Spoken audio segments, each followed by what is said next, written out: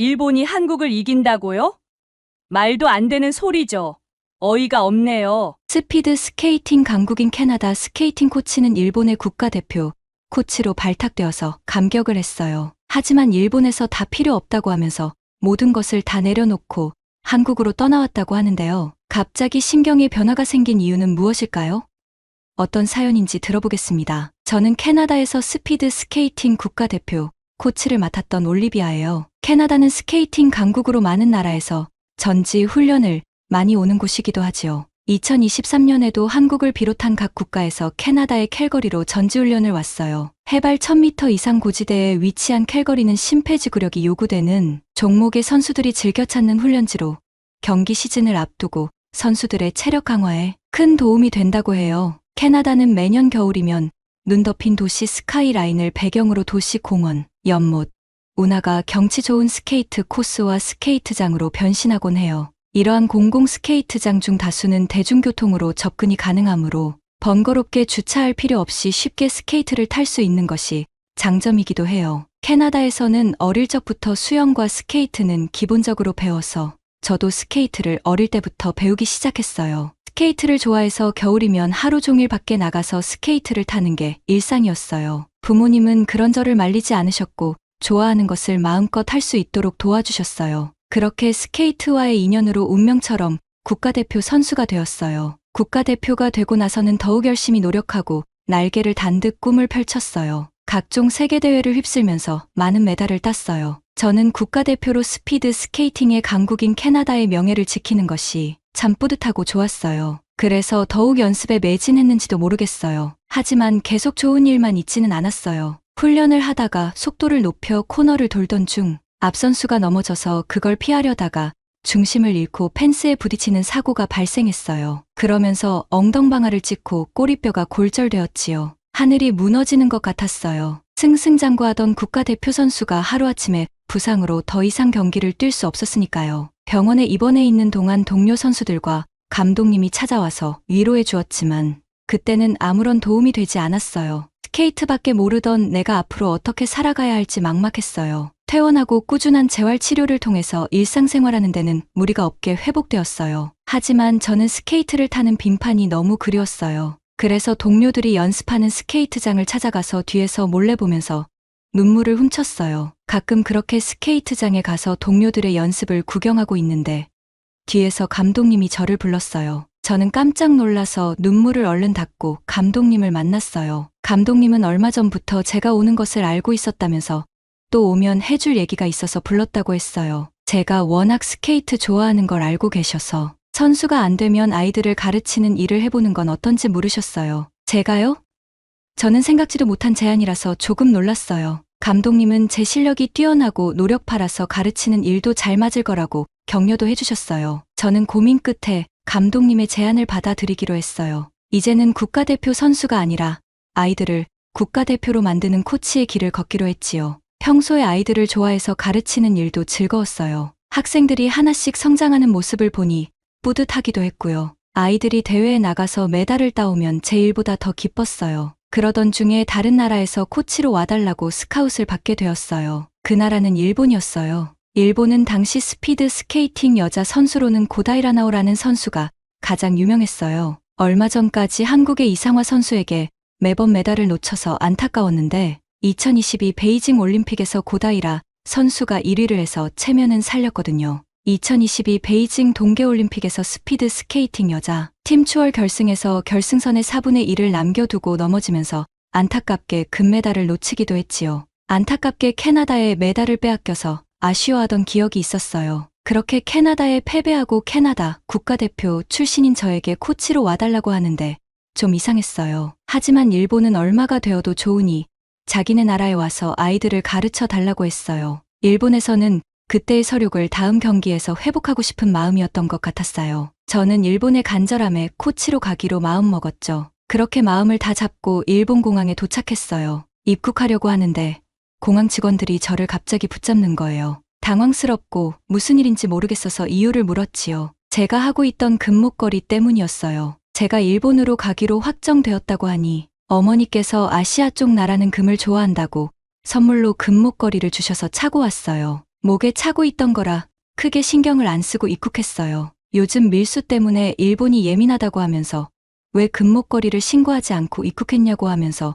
몸을 수색했어요. 어이가 없었죠. 저는 너무 놀라서 스케이트 협회 관계자에게 연락을 했어요. 그랬더니 미리 마중 나갔어야 하는데 챙기지 못해 미안하다고 하면서 공항으로 왔어요. 낯선 나라에서 입국하자마자 공항 대기실로 불려가니 너무 어이가 없었어요. 나중에 스케이트 협회에서 관계자가 오고 나서야 풀려날 수 있었어요. 이게 말이 되나요? 금목걸이를 한 외국인이라는 이유로 몸수색을 당해야 한다는 것이요. 우여곡절 끝에 공항을 빠져나와서 훈련장이 있는 곳으로 바로 갔어요. 공항에서 훈련장까지의 거리도 너무 멀어서 한참을 이동하고 나서야 도착할 수 있었어요. 저는 시작도 전에 진이 빠졌지요. 훈련장은 생각보다 시설이 좋지 않았어요. 시설이 오래되어 낡은 부분은 그렇다 쳐도 빙상장의 온도 조절이 잘 안 되어 빙질의 상태가 좋지 않았어요. 저는 관리자에게 이 부분에 대해 얘기했지만 이게 최선이라고 하면서 개선이 되지 않았어요. 이렇게 관리하면서 어떻게 여기서 훈련을 하라고 하는 건지 도대체 이해가 가지 않았어요. 그래도 저는 일본 선수의 코치가 되기로 마음먹은 이상 최선을 다해 열심히 해보기로 했지요. 사실 일본에는 스피드 스케이팅 선수로는 고다이라 선수 외에는 그렇게 뛰어난 선수가 많지 않잖아요. 그래서 나를 스카우트했구나 싶었지요. 저는 선수들을 제대로 훈련시켜서 좋은 성과를 내고 싶었어요. 학생들을 만나서 저는 목표에 대해 이야기했어요. 지금 현재의 실력으로는 메달권에 들기 힘드니까 한국의 이상화 선수를 모델로 해서 훈련을 하자고 했어요. 그런데 학생들이 반발을 하는 거예요. 지난번 올림픽 때도 일본이 1위를 했는데 왜 한국 선수를 모델로 훈련을 하냐고 하면서 말이지요. 이상화는 2010년 밴쿠버 동계올림픽 여자 스피드 스케이팅 500m 종목에서 해당 종목 기준으로 가장 많은 월드컵 포인트를 가지고 있는 선수예요. 세계 기록을 밥 먹듯 경신하던 독일의 전설적인 선수인 예니 볼프를 꺾고 금메달을 획득하며 화려하게 등장했고 2014년 소치 동계올림픽 여자 스피드 스케이팅 500m 부문에서 다시 금메달을 획득하여 동계올림픽 스피드 스케이팅 여자 500m에서 2연패를 거둔 세 번째 선수이기도 하고요. 한국 선수로는 물론 아시아 선수로서는 최초로 스피드 스케이팅 올림픽 2연패를 이루고 10여 년간 여자 스피드 스케이팅 500m 종목에서 빙속 여제라는 별명을 갖고 있을 정도로 최강자로 군림했던 레전드급 선수거든요. 이상화 선수가 12년 만에 금메달을 처음 딴 고다이라 선수보다는 실력이 뛰어나다고 생각했어요. 하지만 학생들은 그렇게 생각하지 않는 것 같았어요. 한국보다 일본이 더 뛰어나기 때문에 한국 선수를 모델로 하지 않겠다고 하는 거였어요. 이해할 수 없는 논리였죠. 하지만 이상한 건 이것뿐만이 아니었어요. 아무리 스케이팅이 개인이 하는 스포츠이지만 각각 너무 이기적이었어요. 뭐든 자기 먼저 해달라고 하고 원하는 대로 안 되면 부모님께 얘기해서 부모님이 훈련장으로 찾아오는 일이 빈번했어요. 저는 훈련을 하는 시간보다 부모님과 면담하는 시간이 더 길 때도 있었어요. 개인주의와 이기주의가 끝이 없었어요. 정말 훈련에 제대로 집중할 수 없는 상황이었어요. 이럴 거면 저를 왜 데리고 왔는지 이해가 안 갔어요.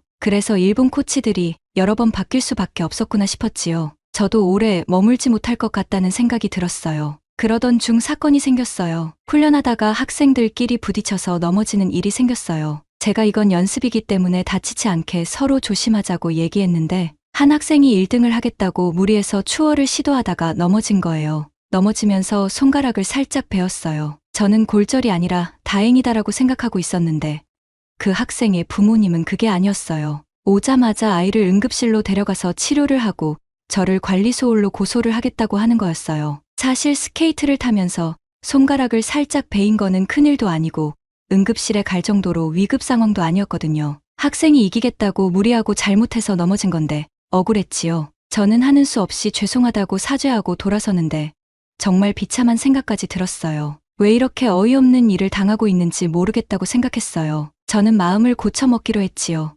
이렇게는 지낼 수는 없었어요. 협회에 얘기해서 코치를 그만두겠다고 했어요. 그러자 담당자가 바로 달려오더니 왜 그러냐고 하면서 저를 달랬어요. 저는 제가 여기에 학생을 가르치러 온 건지 달래러 온 건지 모르겠고 부모들의 이기심과 질투를 상대하는 것도 지친다고 했어요. 담당자는 협회와 얘기해서 연봉을 더 올려주겠다고 저를 회유했지요. 하지만 저는 돈을 더 준다고 여기 남아있고 싶지 않았어요. 당장 일본을 떠나겠다고 했어요. 그러자 담당자는 갑자기 눈빛이 변하면서 계약을 파기하면 위약금을 물어야 한다고 하더라고요. 저는 위약금을 물고서라도 한순간도 더 일본에 있고 싶지 않았어요. 제가 그만둔다고 하니 학생과 부모들은 그럴 줄 알았다면서 한국 선수를 모델로 연습하는 게 싫었다고 대놓고 얘기하더라고요. 여기는 어느 코치가 와도 오래 적응하기는 힘들겠구나라는 생각이 들었어요. 결국 일본에서의 코치 생활은 상처만 남고 끝나게 되었어요. 저는 일본을 떠나면서 캐나다로 바로 가지 않고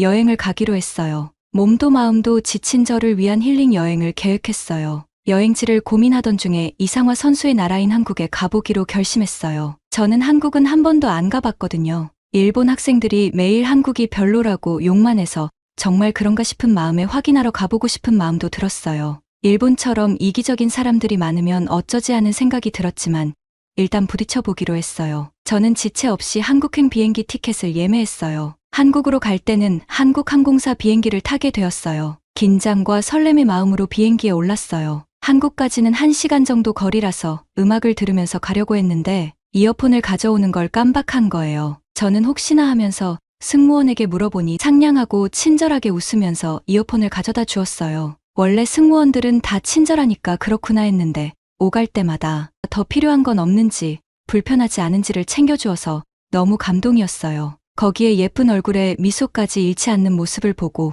저는 한국에 도착도 안 했는데 이미 한국 사람들에 대해 알 수 있을 것 같았어요. 저는 공항에 도착해서 정말 깜짝 놀랐어요. 인천국제공항이 세계적으로도 높은 수준의 고객 서비스와 다양한 편의 시설로 유명한 건 알고 있었지만 이 정도일 거라고 생각하지는 못했어요. 도착과 동시에 무료로 와이파이를 쓸 수 있었던 게 너무 신기했어요. 역시 한국은 인터넷 강국이구나 싶었지요. 입국 심사를 할 때도 다양한 언어로 서비스를 제공해서 불편함 없이 나올 수 있었어요. 일본에서 공항에서 입국할 때 수치스러웠던 기억이 나서 너무 비교가 되었어요. 제가 짐을 찾아서 어느 방향으로 가야 할지 몰라서 로비에서 우물쭈물하고 있었어요. 한 직원분이 다가와서 어디를 가는지 물었어요. 저는 한국의 전통 문화를 느껴보려고 인사동으로 가려고 했거든요. 직원에게 인사동으로 간다고 하자 상세하게 가는 방법을 알려주었어요. 거기에다 큰 짐을 들고 이동하는 게 힘들 테니 공항에서 호텔로 짐을 보내는 서비스가 있다면서 알려주었어요. 엄청났어요.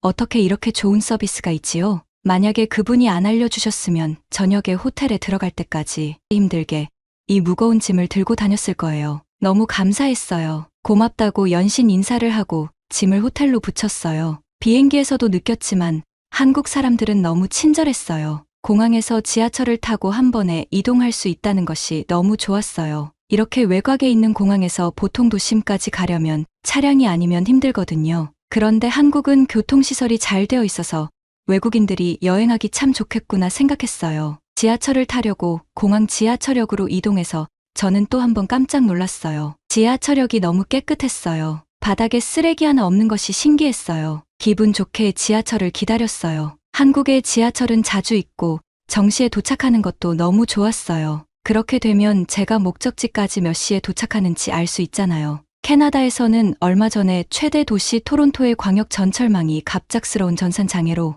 오후 한때 전철 운행이 마비됐던 적이 있어요. 전철망은 오후 2시간 30분간 운행이 전면 중단됐다가 저녁 무렵 부분적으로 재개되었지만 열차 운행 간격이 30분에서 60분 단위로 연장되면서 승객들이 불편을 겪었거든요. 그때 저는 거기에 없었지만 아버지께서 퇴근길에 그런 일이 있어서 불평하시는 소리를 들었거든요. 역사에 설치된 스크린 도어도 참 안전해 보였어요. 캐나다에서도 일부 역에는 설치되어 있지만 대부분이 없는 곳이 많거든요. 저는 들뜬 마음으로 지하철을 갈아타고 인사동에 도착했어요. 인사동은 서울의 중심부에 위치한 지역으로 한국의 전통 문화와 현대 문화가 어우러진 곳이라고 들었어요. 한국 관광지 중 외국인들이 필수 코스로 빼놓을 수 없는 곳이기도 하지요. 거리 곳곳과 골목에는 화랑, 전통공예점, 고미술점, 전통찻집, 전통음식점 등이 있었어요. 많은 음식점들을 보니 배가 고팠어요. 저는 평소 매콤한 음식을 좋아해서 근처 닭갈비 식당으로 들어갔어요. 식당에 들어갔는데 어이없는 일이 생겼어요. 닭갈비는 2인분 이상만 판매한다고 하더라고요. 저는 실망을 해서 뒤돌아 나오고 있었어요. 그런데 식당 주인 아주머니께서 저를 부르시더니 앉으라고 했어요. 저는 한 명이라서 2인분을 주문할 수 없다고 하자 괜찮다고 하시면서 1인분만 주문해도 해주신다고 했어요. 너무 감사했어요. 저는 너무 기분이 좋아서 고맙다고 하고 자리에 앉았어요. 닭갈비 1인분을 주문하고 자리에 앉았는데 아주머니께서 물김치랑 부침개, 샐러드 등 다른 메뉴를 주시더라고요. 저는 닭갈비를 주문한 거라고 했더니 웃으시면서 반찬으로 나오는 거라고 했어요. 어떻게 이런 일이 있지요? 1인분만 주문한 것도 죄송한데 반찬까지 이렇게 챙겨주시니 몸둘 바를 몰랐어요. 얼마 전에 일본에서 우동을 먹으러 갔는데 우동 한 그릇만 달랑 나오길래 단무지를 달라고 했더니 반찬은 추가 요금을 내야 한다고 해서 단무지 하나도 추가로 돈을 내고 먹은 적이 있거든요. 그런데 이렇게 많은 반찬을 공짜로 주시다니 말도 안 되었어요. 거기에다가 모자라면 더 주시겠다고 하니 충격이었어요. 한국 사람들은 모두 이렇게 인심이 좋구나. 인심 좋은 식당 주인분을 만나서 너무 기분 좋게 식사를 마치고 나왔어요. 다음 코스로는 경복궁을 가보기로 했어요. 경복궁은 서울의 중심부에 위치한 조선시대의 왕궁으로 한국을 대표하는 역사적 명소 중 하나예요. 한국의 역사와 문화를 직접 체험할 수 있는 곳으로 외국인들에게 인기가 있는 곳이라고 하더라고요. 저는 가이드 투어를 미리 신청했어요. 가이드 투어는 외국어로 제공되어서 경복궁과 조선, 왕조의 역사에 대한 풍부한 정보를 알게 되는 좋은 기회가 되었어요. 경복궁은 경치도 너무 예뻐서 사진을 찍느라 정신 없었어요. 특히 여기서 빼놓을 수 없는 게 한복을 대여해서 입는 것이었어요. 곱고 아름다운 한복은 보는 것만으로도 즐거움을 주었어요. 한복 대여점으로 가서 한복을 입고 경복궁의 아름다움과 경치에 취해서 실컷 돌아다녀서 구경했어요. 제가 혼자 한복을 입고 구경하고 있는데 여대생으로 보이는 한 분이 다가오더니 사진을 찍어주겠다고 하더라고요. 저는 너무 감사했어요. 처음 보는 외국인에게 이렇게 다가와서 친절을 베푸는 모습이 감동이었고요. 감사 인사를 하고 경복궁 앞에서 사진을 찍었어요. 사진이 너무 예쁘게 나와서 제 핸드폰 바탕화면에 해놓고 다니고 있어요. 그렇게 돌아다니며 구경을 하다 보니 좀 피곤했어요. 잠시 쉬고 싶어서 카페를 찾아갔어요. 인테리어가 너무 예쁜 카페는 의자도 푹신하고 잠시 쉬었다 가기에 딱 좋은 곳이었어요. 커피를 주문하고 핸드폰을 보는데 사진을 찍느라 배터리가 다 되었어요. 걱정스런 마음에 카페 종업원에게 돈을 내고라도 배터리 충전을 할 수 있는지 물었어요. 그러자 직원은 웃으면서 핸드폰 충전은 무료라고 하면서 충전이 가능한 곳을 알려주었어요. 무료로 충전도 할 수 있어 너무 좋구나 생각하면서 충전기가 있는 쪽으로 갔어요. 그런데 충전하는 곳에 여러 대의 핸드폰이 있었어요. 저는 직원에게 여기에 두면 누가 핸드폰을 가져가면 어떻게 하냐고 하자 웃으면서 그럴 일은 없으니 걱정 말라고 얘기했어요. 여기 있는 핸드폰도 모두 주인이 있다고 했어요. 저는 걱정스러운 마음에 충전기에 핸드폰을 꽂아놓고 커피를 마시는 내내 그곳만 바라보았어요. 한 사람이 충전기가 있는 쪽으로 향해서 주시하고 있는데 자기 핸드폰만 가지고 가는 거예요. 정말 신기했어요. 어떻게 아무도 훔쳐가는 사람이 없을까? 그러고 보니 친구들에게 한국에 여행을 다녀왔을 때 한국은 소매치기나 좀도둑이 거의 없다고 들은 것 같았어요. 카페를 둘러보니 자리에 핸드폰이랑 심지어 노트북까지 두고 자리를 비워도 아무도 훔쳐가지 않았어요. 한국은 시민의식이 높은 선진국이구나를 다시 한번 느꼈지요. 일본에서 학생들 말만 믿고 한국이 정말 후진국이고 안 좋은 곳이구나라는 선입견을 가질 뻔했어요. 왠지 한국을 그렇게 생각한 것이 미안할 정도였어요. 카페에서 잠시 충전도 하고 쉬면서 한국에 관한 생각을 좀 더 해보게 되었어요. 만약 내가 일본이 아닌 한국 코치로 왔으면 어땠을까? 서로를 배려하고 따뜻한 이곳에서 먼저 코치 생활을 했다면 이렇게 도망치듯 일을 그만두는 일은 없었을 텐데 하는 생각이 들었어요. 이상화 선수가 10년도 넘게 최고의 자리에 있었던 것도 이유가 다 있을 거라고 생각했어요. 제가 여행으로 한국을 오지 않았다면 아마 한국은 일본보다 뒤떨어지고 안 좋은 곳이라는 선입견을 가진 채 캐나다로 돌아갔을 거예요. 저는 다시 꿈이 생겼어요. 한국인의 문화의식, 친절하고 배려심 있는 마음 등 여행으로 잠시 온 한국에서 느낀 감정은 한국에서 살고 싶다라는 생각까지 하게 되었어요. 제가 언젠가 다시 한국으로 오게 된다면 한국의 대표팀의 코치로 오는 거예요. 일본에서의 악몽 같았던 일은 잊고 캐나다에서 학생들을 가르치면서 열심히 꿈을 키워보려고 해요. 스케이트라면 치가 떨렸던 제가 다시 마음을 먹게 된 건 이번 여행 때문이었어요. 한국에서 일주일의 여행 동안 저의 운명을 바꿀 만한 시간이었어요. 캐나다에서 올리비아가 보내온 오늘의 사연은 어떠셨나요? 저도 올리비아가 다시 한국에 와서 대표팀 코치를 맡게 되기를 응원할게요. 사연이 마음에 드셨다면 구독과 좋아요를 눌러주세요. 여러분의 구독과 좋아요는 계속해서 좋은 사연을 소개할 수 있는 큰 힘이 됩니다. 감동적인 사연을 접수받습니다. 메일로 사연 보내주세요. 이상 감동 튜브의 지수였습니다.